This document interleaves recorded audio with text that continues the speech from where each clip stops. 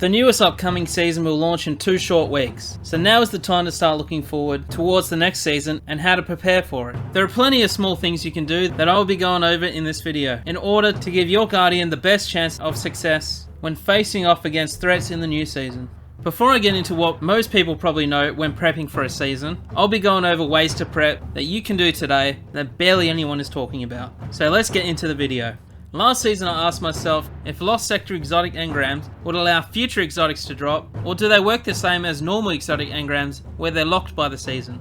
So I saved up 1 Lost Sector exotic engram on each character, and when I popped in this season, when the master was dropping legs, I in fact got the new exotics that were dropping. So since we can save Lost Sector exotic engrams in our postmaster if our engrams are full, I will be saving 1 on each of my characters again, but if you want to save up more for rolls, go right ahead. If you want to do the same thing, take note, whatever the master Lost Sector is dropping, these engrams will be. So if we're getting new helms for example, just wait till the day where master Lost Sectors are dropping helms before claiming them.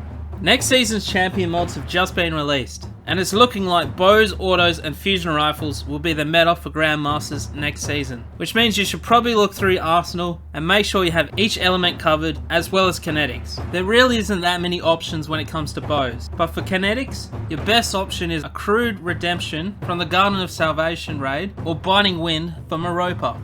With the Pointed Stag from the Exotic Kiosk and Arsenic Bite from the Whirlpool the only options when it comes to Arc, Imperial Needle from the Battlegrounds the only Void, and Tyranny of Heaven from the Last Wish raid being the only Solar. But I'll bet we'll see some new ones next season as well. Just hope you roll with either Vorpal Weapon, Frenzy, Explosive Head or Archer's Tempo, and it will perform well.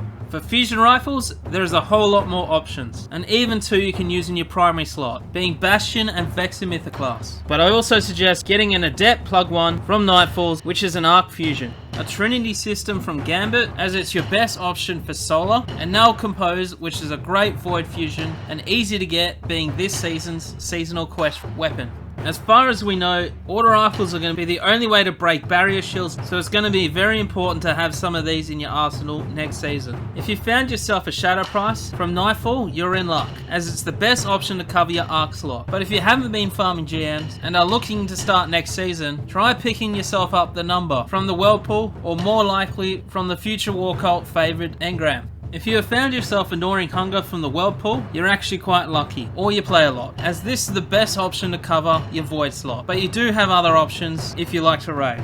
Now for Solar. The obvious choice here is the Summoner, which comes from Trials, which means it's hard to get. So if you're not into Trials, target Arctic Haze, which is found on Europa, which can roll Vorpal Weapon, so it's not a bad substitute. For the kinetic slot, I recommend CHROMA Rush from Overrides or TIGERSPITE from Dreaming City. While CHROMA Rush is a hell of a lot easier to get, TIGERSPITE is better, especially if you get the right rolls. If you find Ricochet rounds with Overflow or Surplus, and more importantly Frenzy, you have the best kinetic choice for auto rifles heading into the new season. If you're looking to farm one, head over to Petra in the Dreaming City and do her bounties. The reason it's so hard to get a gold roll TIGERSPITE is because each roll is a random drop of 6 weapons and 5 armor pieces. Lucky you get 11 chances each week on each character, and who knows, you might even be lucky enough to find a vouchsafe gold roll, which is definitely the best Void Scout in the game. Up next is vendors. The Vanguard vendor is following suit and updating how the Crucible and Gambit were in previous seasons, and with it the removal of Vanguard token, so make sure to hand any that you have in if you want some easy well drops or legendary shards. You also want to head over to Lord Shaxx and the Drifter to claim any rewards still in there. This includes engrams as well. It is always important to save up a generous amount of materials when heading into a new season, as they are often frequently used at the start of a season. Upgrade modules are perhaps the most important here, as without them, you'll be unable to raise the power of some of your favourite weapons. They are also used to infuse gear, so you'll go through a lot of them in a new season when power leveling. You can attain them from the Gunsmith and hold up to 25 before they start stacking into your Postmaster.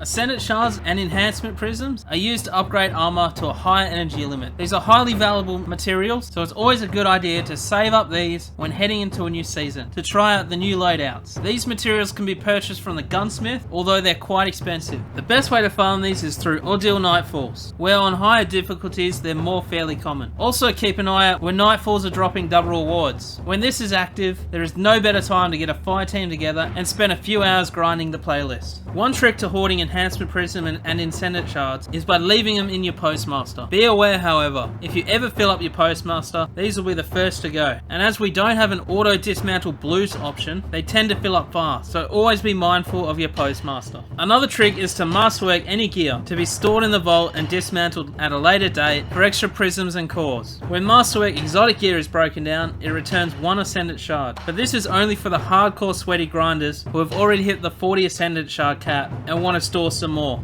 Glimmer is also an important resource, as it is used in almost every purchase in the game. While you can normally only hold the maximum of 250,000 Glimmer, there is a small trick to holding more. There are several ships and sparrows that return Glimmer, but I'm always drawn to the 1000 Wing ship and the other side sparrow. These items can be purchased from the collection tab, stored within your vault or on your character, and then dismantled at a later date to return some Glimmer. Once you spend your 250k Glimmer on ships and sparrows, you can then reach the cap again and have both the ships and the Glimmer cap heading into the new season. Spoils or Conquest was introduced in Beyond Light, and by repeating raid encounters or opening raid chests, you will be granted a stack of this material, which can be used to obtain older raid exotics or better rolls of the raid loot. You can hold an extra 250 on each character's postmaster, so you can always farm these now and spend them or save them, allowing you to get some early god rolls in the Witch Queen's expansion raid. If you're unsure what materials you should be targeting, there's a pretty sweet website that I suggest using when prepping for a new season. It's called Destiny's Recipe, and I'll provide a link below.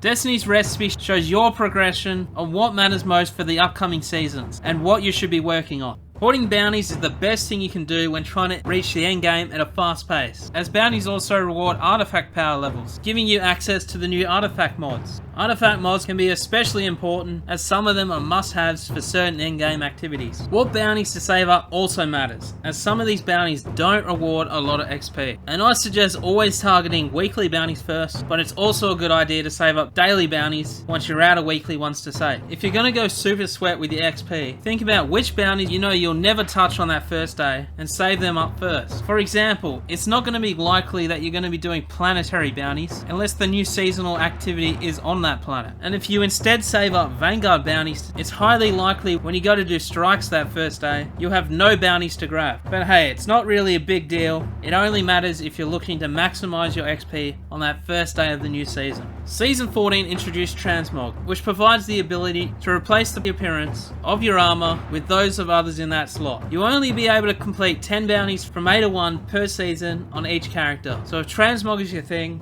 and you haven't done your 10 bounties this season already, get a wriggle on. There isn't much time left. I'm going to stack these bounties as a test to see what happens when you bring them into a new season, as they give weekly experience and might become a new avenue for hoarding bounties, which I'll inform you in the Witch Queen prep guide.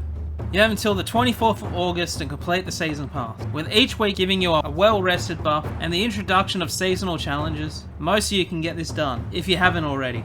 The well-rested buff is applied to each character, so if you can play all three, do so. And that's 15 ranks per week, at an accelerated pace. And make sure to pick up bounties each time you're doing activities, because that helps too. If you mainly play on one character, but you have others at the ready, be sure to hop on your lesser used characters to grab all the seasonal ornaments from the season pass. If you forget, no dramas, as you can do this on the Bungie.net page to claim items from previous seasons, just as long as you have reached the appropriate rank. Speaking of which, you can still grab Season 13 seasonal pass stuff until Season 15 starts, so double check you got everything if you're unsure.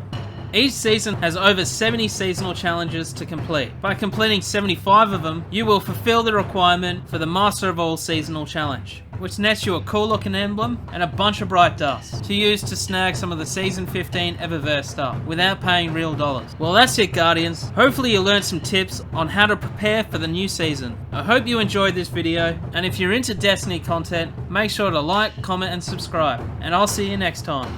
This is Gold Magikarp signing out. Blip blip blip.